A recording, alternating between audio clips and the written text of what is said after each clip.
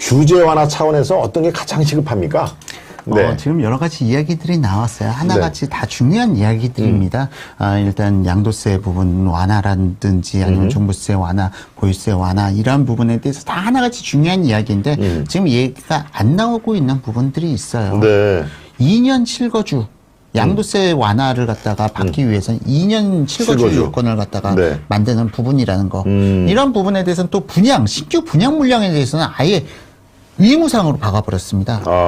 근데 이게 정말 너무나도 어리석은 짓인 게, 자, 사실 많은 부동산 관련돼서 스터디 하신 분들이, 공급 물량과 주택 가격 간에는 큰 상관이 없다. 입주 물량과. 그렇게 주장하시는 분들이 대체적으로 예를 드는 게 2012년, 13년도입니다. 이때는 입주 물량도 그렇게 많지는 않았는데 가격은 하락했단 말이죠. 그런데 그 배경에는 인구 분산 효과가 있었어요. 2012년도에 정부 청사를 갖다가 지금 전부 다 세종시로 이전해버리고, 그리고 서울에 있던 공기업들, 뭐 수자원공사라든지 한전이라든지 뭐 그런 곳들을 갖다가 각 혁신도시로 다 내보내던 시점이었어요. 맞습니다. 인구 분산 효과가 있었고, 더군다나 한 가지 더 2012년부터 놀라운 일이 발생이 됐던 게, 이명박 정부에서 그 당시 귀농 정책을 상당히 강하게 들여다봤어요. 지원을 많이 했죠, 귀농 정책에. 그때 그래서 그 귀농 교육이 이명박 정부 때가 가장 우수했다. 그러면서 언론에서 소문이 나기 시작한 거죠. 2012년 그래서 그 귀농 가구 수가 IMF 때보다도 귀농 가구 수가 훨씬 더 많이 늘어났어요. 서울의 인구를 그만큼 지방으로 분산시켰던 거죠. 근데 문재인 정부 들어서 재미있는 현상이 나타나고 있습니다. 박근혜 정부 때는 사실은 이 귀농 정책이 이전 정부의 정책이었기 때문에 크게 신경 쓰지를 않았어요. 그렇다 하더라도 역귀농이 일어나진 않았습니다. 문재인 정부 들어서 역귀농이 일어나고 있어요. 왜냐면은 그렇구나. 이 아파트에 대해서 네가 팔고 싶어? 양도세 혜택을 받고 싶어? 그러면 2년 실거주 해야 돼. 그러니까 지방에서 내가 서울에 집 가지고 있었는데 이걸 팔아야 되면은 오히려 지방에 살던 사람들이 서울로 들어오게 되는 거예요. 이와가 똑같은 사례가 한 번 더 있었습니다. 얼마 전에. 불과 1년 전 이야기인데요. 재건축 조합원을 갖다 지위를 양도한다. 그러니까 재건축 조합원권을 남한테 팔고 재건축 조합원의 지위를 갖다가 다른 사람이 양수받기 위해서는 이 조합원이 실거주 2년을 채워야 조합원권을 갖다 양도할 수 있도록 이런 개정이 이루어진다고 했었거든요. 그러니까 재건축 아파트들 사람들이 전부 다 재건축 아파트들로 입주를 한 거예요. 그 소유주들이. 실거주 요건을 못 채운 사람들이. 근데 재밌는 부분은 서울에서 가장 임대가가 저렴한 게 바로 재건축 대상 아파트들이거든요.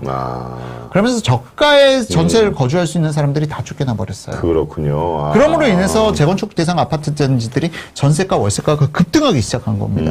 그러니까 아차 우리가 잘못했구나 하고 그 당시 더불어민주당에서 이거 없었던 일로 하자 하면서 했는데 지금 똑같은 이 어리석은 짓을 지금도 하고 있다는 거예요. 바로 이 부분이죠. 2년 실거주. 이 부분에 대해서는 바로 폐기해서 지금 우선 당장 굳이 서울에 살 필요 없는 사람들 왜 서울에 묶어두고 있습니까? 이분들이 빠져줘야 물량이 나오고 시장이 안정될 수 있는 거잖아요. 그렇기 때문에 이러한 부분들 투자를 갖다가 적대시하는 행위보다는 그냥 서울에 거주하실 필요 없습니다. 실거주 안 채우셔도 됩니다. 이런 부분에 대해서 자유롭게 해줘야 이러한 부분이 그리고 또 신규 입주 아파트에서도 그래요. 신규 입주 아파트에서도 양도세 완화 받으려면 2년 실거주 해야 되니까 전부 다 그냥 입주해버리는 겁니다. 그러다 보니까 신축 아파트에서도 임대차 가는 물량이 안 나와요. 근데 사실은 신축 아파트라는 것은 주변 전세가 핵폭탄을 갖다가 불러일으키거든요. 왜냐면은 한 2,000세대, 3,000세대 규모가 입주를 한다? 근데 3,000세대 임차인은 어디서 갑자기 구합니까? 못 구하니까 시중 가격보다 70%, 60%, 50%까지 낮은 가격에 전세를 갖다 물량을 갖다 공급할 수가 있는 거예요. 그러면 주변 단지에서 전세가를 올리려고 해도 못 올리게 되는 거죠. 그렇겠죠. 이런 긍정의 효과가 있었는데 실거주 의무 이걸로 인해서 이러한 입주 물량으로 인한 긍정의 안정 효과를 갖다가 현 정부가 다 망가뜨려 버린 거죠. 그렇기 때문에 이런 부분에서 실거주 장려는 반드시 폐기해야 되는 부분이고요. 또 한 가지 더 지금 조합원권에 대해서 오히려 양도 양수 조합원 뭐 언제 뭐 조합 설립인가 이후로는 이거는 조합원을 지위를 갖다 양도할 수 없어. 뭐 그런 규제책을 법들을 자꾸 만들어 나가고 있습니다. 아하, 예. 뭐 그럼 이제는 뭐 안전진단 통과하고 나면은 조합 설립 인가 나면은 혹은 안전진단 통과하면은 그때부터는 조합원권 사고 팔 수 없어. 네. 뭐 그 뒤에 사고 파는 거는 현금 청산 대상이야. 그렇게 얘기를 하는데 이거 정말 어리석은 정책이라고 봅니다. 왜냐면은 지금 이걸로 인해서 발생되는 문제가 그렇다면은 지금 안전진단 통과 네.